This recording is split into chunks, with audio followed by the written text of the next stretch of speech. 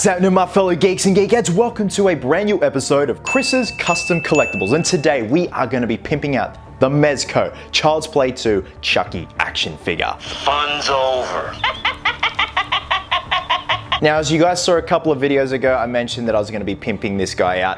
I absolutely love the Child's Play 1/2 look of Chucky. Don't get me wrong, I've got the Mezco Bride of Chucky figure, but this guy is Chucky to me. This is how I always remember Chucky when I was a kid. So the main idea for today's custom collectible is to make him a lot more posable. So he does have, you know, some nice joint rolls here in the shoulders. Not a lot of movement, well, sort of a bit of movement in the legs, but it would be nice to have them spar out like so and have them taper in like so. And also do some cosmetic stuff. So do some weathering to his face, maybe just a bit more highlights and stuff like that. Because as most of you guys know, Kevin Yeager, the original designer and builder, along with his crew for the Chucky dolls for Child's Play 1/2, they subtly is added more human realistic features to Chucky as he transformed into Chucky the demonic possessed doll. By the end of Child's Play 2, Chucky is pretty weathered, so that means also weathering his beautiful little ensemble here. Now the figure does also come with a pocket knife that we're going to be pimping out and just probably doing some dry brushing on with some silver rub and buff, but he also comes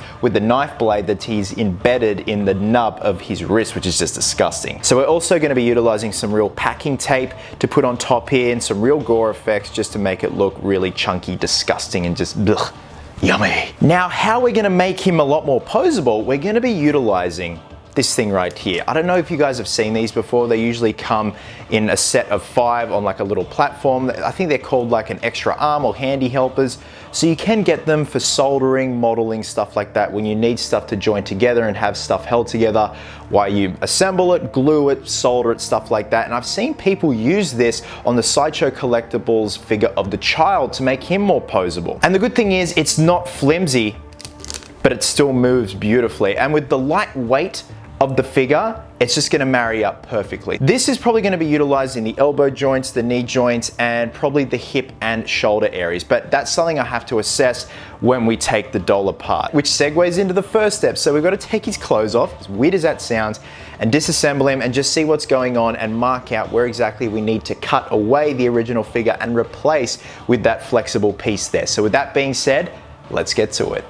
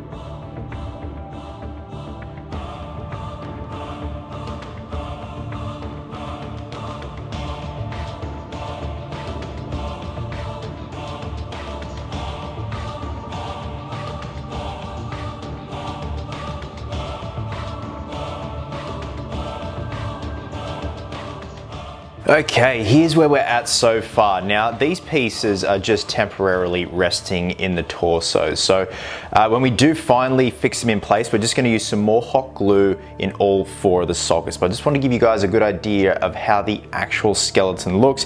Very happy with it so far, even though he does look like a cross between Sonic the Hedgehog and Chucky.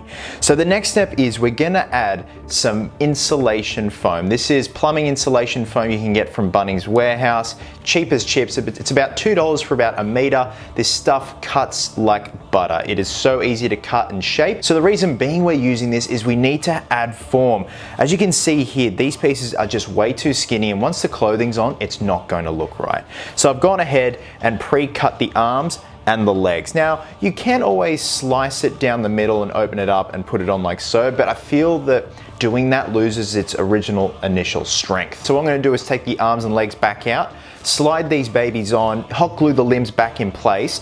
Now when it comes to the arms, we're gonna have to do a little bit of shaving in terms of getting this piece flush to the wrist. The legs are fine. The legs actually have the perfect bulk necessary to bulk back out the original form of the legs, but just a little bit of shaving on the arms and we're good to go. And that's pretty much in terms of making him poseable. And then we can move on to weathering the clothes, weathering his face up. We're gonna also redo the blood that's coming out of his nose. And don't forget, I'm also gonna be sprucing up his original pocket knife and his stub knife. Now, in terms of how I'm gonna be displaying this as a final piece, I'm gonna leave that till the end. I'm really excited about it. I literally came up with it yesterday and actually drew inspiration from an interview with Kevin Yeager and something that was sitting in the background of said interview. But for now, let's add these foam pieces onto the limbs.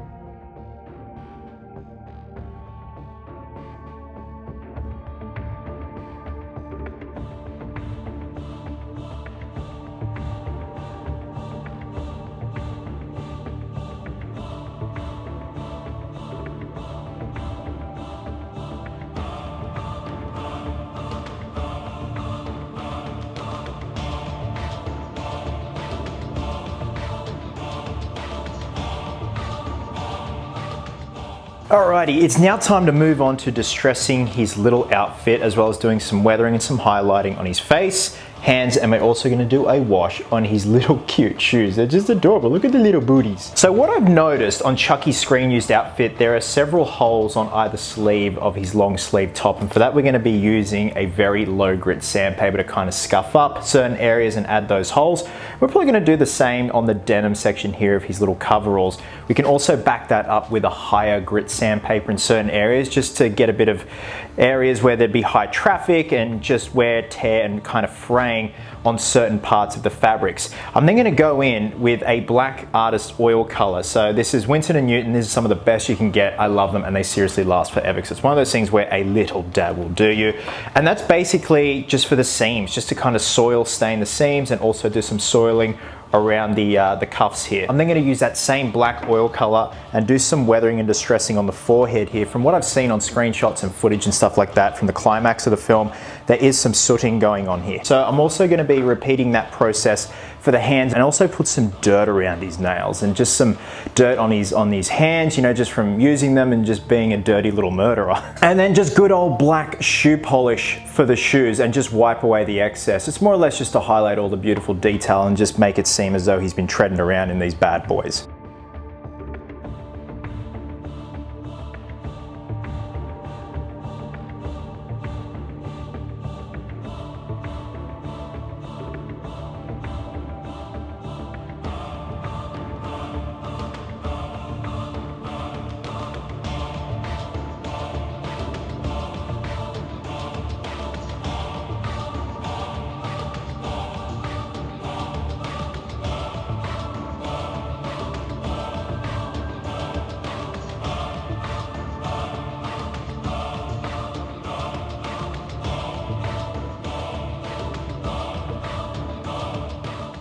Okay, so an extra step is I'm just going to go back over his little bleeding nose here and just re-highlight it. And I've just got some red spray paint. This is a Dulux. This is the Wildfire Quick Dry Red. Just sprayed it on a palette here, and we're just going to go back over the blood. And it's just going to make it look a bit more fresh, and just very carefully. Now, I don't want to get any on the teeth. I just feel like it'd look kind of weird if you put it on the teeth. It's kind of like when your grandma has lipstick on her teeth.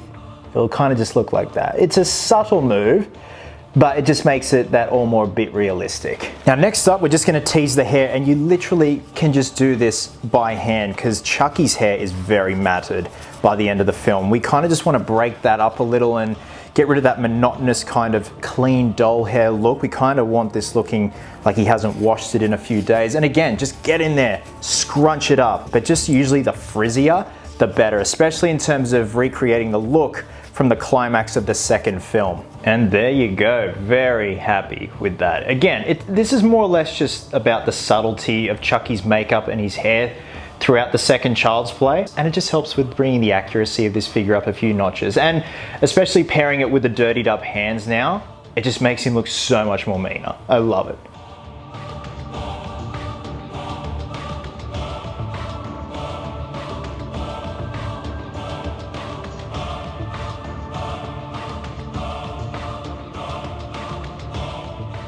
Okay, one of the final steps in customizing this little shit are his weapons slash accessories. So we do have his pocket knife here, and also the knife blade that he jams into his wrist nub that is wrapped with packing tape, or the illusion of packing tape. So what we're going to be doing is using real packing tape to cover this area here to make it just look a little bit more legit. In terms of the blade, we're going to get some silver rub and buff and just dry brush on both blades. I am going to leave the handle because it seems like it's the correct color from what I've seen, and also Chucky's going to be gripping it, so there's no real need to repaint it or cover it with anything, as you also run the risk of it coming off with handling and stuff like that on the figure. I'm then going to grab that same wildfire red that I used on his nose, just spray it on a little palette, and then apply it on this area here just to really gore it up. And honestly, that's it. This step is so piss easy, Geeks and Geekettes, and after that we can move on to how we're going to be displaying this little shit.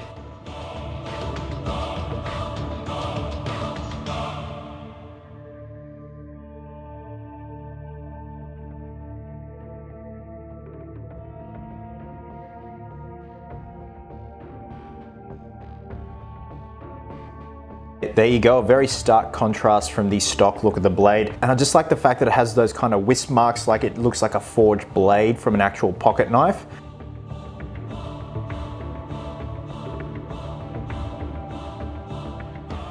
All right, so we've got our packing tape here. I've sliced it down the middle, and there's no real right or wrong with this, Geeks and Geekettes. Just kind of make it your own, but this is just gonna make it look a bit more realistic and just have that nice sheen to it that ugly brown packing tape does. You can see it already, that just brings it up a whole nother level in terms of the realism of it. And I reckon we'll go for one more big wrap around before we move on to the gore effects on the nub where the blade is actually coming out from. And I am probably gonna do some blood spray on the blade, just a bit of cheeky blood spray, just for the hell of it. Okay, we've got our spray paint on a brush, and we're just gonna gore up just around where some blood would probably leak out from where his bloody stump is.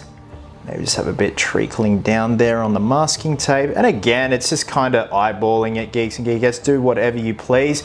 I'm just gonna have some trailing up at the base of the blade, and that is looking pretty good.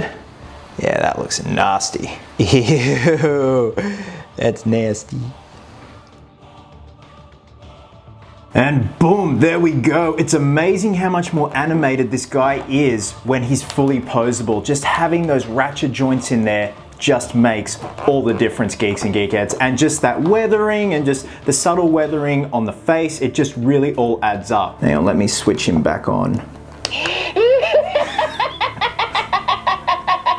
So the last step is how we're going to display him. So we're gonna be utilizing the box he came in. And the idea and inspiration for this came from an interview with Kevin Yeager on the making of the Chucky dolls from the original Child's Play. And in the background of when they were interviewing Kevin, you can see there's a mock-up of Chucky breaking out of his box. And I just figured that would be such a fun and cool thing to do to fully display this custom collectible. Now, ideally, you'd love to have a good guy doll box, but we're gonna go a bit meta here, and we're gonna make up as if this doll has actually come to life and is breaking out of this box. It's very straightforward, very simple, and the fact that he's fully posable now is just gonna make all the difference with making this look badass. badass. So what I'm gonna do now is just take the shell out. We're gonna slit it from the inside down to about here, because I wanna have him halfway stepping out. It's cool to have him trying to break out of this top section, but I want at least 1 foot stepping out of the bottom here, just to show off the work that we've done today. Now I wanna have both his hands out on the side here, like he's pushing himself out, and having it that way also means we can swap out his pocket knife for his wrist nub knife. Again, very straightforward, very effective. So that being said, we're on the home stretch. Let's get to it.